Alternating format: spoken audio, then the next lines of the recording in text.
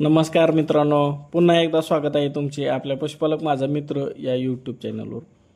मित्रांनो, आपल्याकडे असणारी गाय किंवा म्हैस ही एखाद्या केसमध्ये असे होते की सतत एखादी वस्तू ती चघळत असतात। प्लास्टिक असेल, एखादी दोरी असेल किंवा 80 ते 90% केसमध्ये जनावरे आपली स्वतःची लघवी चाटत असतात किंवा पिण्याचा प्रयत्न करत असतात। काही जनावरे शेण चाटणे, माती चाटणे अशा प्रकार होतात। मग असे कोणत्या कारणाने होते किंवा आपण त्या जनावरांना कोणता घटक देण्याची गरज असते, अशा प्रकारच्या जनावरांना आपण काय उपाय करायचा याची अगदी डिटेलमध्ये आणि एकदम परिणामकारक माहिती आजच्या व्हिडिओमध्ये आपण बघणार आहोत। त्यापूर्वी तुम्ही या चॅनलवर नवीन असाल तर पशुपालक माझा मित्र हे यूट्यूब चॅनल सबस्क्राइब करा आणि ऑल या बटनावर क्लिक करा। म्हणजे काय होईल की इथून पुढचे जे मी व्हिडिओ पोस्ट करेन त्याचे नोटिफिकेशन तुम्हाला लगेच मिळून जाईल। पशुपालक मित्रांनो, ही सर्व लक्षणे कोणत्या घटकाच्या कमतरतेमुळे आपल्या जनावरांमध्ये दिसून येतात याची कदाचित तुम्हाला माहिती असेल किंवा नसेल, मला माहित नाही। पण तो जो घटक आहे तो म्हणजे फॉस्फरस। या घटकाची कमतरता ज्यावेळेस आपल्या जनावरांमध्ये येते त्यावेळेस आपल्या जनावरांना बऱ्याच अडचणीला सामोरे जावे लागते। पण ही फॉस्फरसची कमतरता कशामुळे येते हे आपल्या लवकर लक्षात येत नाही। जनावरांना फॉस्फरसची कमी ही आपण देत असलेल्या चाऱ्यामुळे येत असते। तसं बघायला गेलं तर दुभत्या जनावरांमध्ये जास्त करून फॉस्फरसची कमतरता दिसून येते। त्यातल्या त्यात क्रॉस ब्रीडच्या संकरित गायीमध्ये हा मोठा प्रॉब्लेम असतो, विशेष करून एचएफ गायीमध्ये। कारण ही जनावरे जास्त दुधाचे उत्पादन त्यांचे जास्त असते, त्यामुळे दुधातून गेलेल्या कॅल्शियम, फॉस्फरस व इतर खनिजाची गरज चाऱ्यातून भागत नसते। त्या लेवलचा मेंटेन चारा आपण दिलेला नसतो, त्यामुळे आपण स्पेशल असे एक्स्ट्रा औषध किंवा पावडर त्या जनावरांना टॉप ड्रेसिंग म्हणजे खुराकामधून किंवा वरून देणे गरजेचे असते। पशुपालक मित्रांनो, आपल्या जनावरांना मेन अशा 2 घटकाची किंवा खनिजाची खूप आवश्यकता असते। सर्वात मेन आणि महत्त्वाचं खनिज म्हणजे कॅल्शियम आणि दुसरे म्हणजे फॉस्फरस। या 2 घटकांच्या योग्य पूर्ततेशिवाय आपल्याकडे असणारी जनावरे व्यवस्थित राहू शकत नाहीत। आपल्या गाईला जर फॉस्फरसची कमतरता असेल तर माझावर न येणे आणि माझावर आले तर गाभण न राहणे किंवा त्यांचा बळस हा पाण्यासारखा असणे यांच्यासारख्या समस्या मोठ्या प्रमाणात येतात। व याच्यापेक्षा पुढे जाऊन जी जनावरे एखादी वस्तू खातात, म्हणजे स्वतःची लघवी पिणे, माती चाटणे, दोरी चघळणे, प्लास्टिक चघळणे अशा गोष्टी खाण्याचा प्रयत्न करणे, अशी लक्षणे दिसून येतात। मग यावर उपाय काय करायचा ते मी तुम्हाला सांगतो। अशा केसमध्ये जनावरांची प्रथम आपण डिवर्मिंग करून घ्यावे।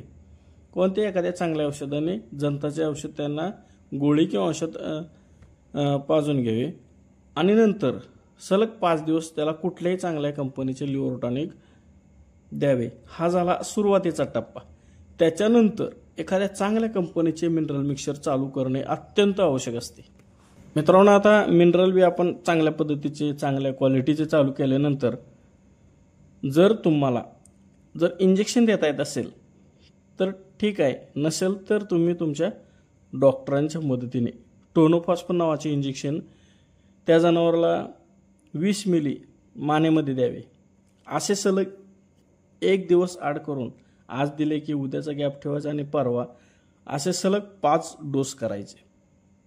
म्हणजे 100 मिलीची बाटली त्या जनावराला संपवायची आणि त्याच्यासोबत व्हिटॅमिन AD3 इंजेक्शन 10 मिली द्यायची। हे व्हिटॅमिन AD3 इंजेक्शन फक्त 1 वेळेस द्यायचे सुरुवातीच्या डोसला। याने चांगला सपोर्ट भेटतो आणि चांगला फरक पडतो। जर तुम्हाला इंजेक्शन वापरणे शक्य नसेल तर डायकॅल्शियमची एक फॉस्फेट येते, पावडर येते DCP या नावाने, तर मार्केटमध्ये ते तुम्हाला मिळून जाईल। तुम्ही दररोज DCP पावडर 100 ग्रॅम प्रमाणे चालू करावी किंवा सोडाफॉस या नावाने सुद्धा एक पावडर येते, तिचा वापर करतात त्यावेळेस तुम्ही तुमच्या डॉक्टरांना विचारून वापर करावा। आणि याचा डोस जर म्हटलं तर एका जनावराला एका दिवसाला 30 ते 50 ग्रॅम खुराकात देण्यास चालू करावे। आणि आपण देत असलेला चारा हा पौष्टिक अशा प्रकारचा दिला गेला पाहिजे। बरेच जण ऊसाचे वाढे किंवा ऊस जनावरांना खाऊ घालतात, तर ऊसाचे वाडे किंवा ऊस जनावरांना खाऊ घालणे पहिले बंद करावे, नंतरच या उपायांना सुरुवात करावी. मित्रांनो, आपल्या जनावरांना फक्त फॉस्फरसमुळेच अशी समस्या येते असे नसते. कदाचित इतर घटकाची सुद्धा कमतरता असू शकते.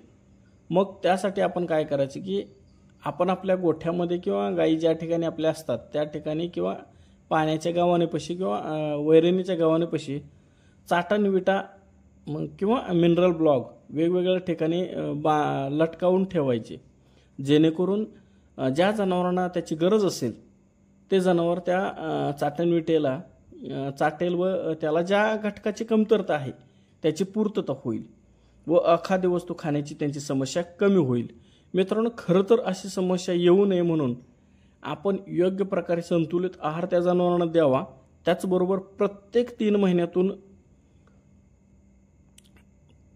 चांगल्या एखाद्या औषधाने त्यांचे जंत निर्मूलन करून घ्यावे.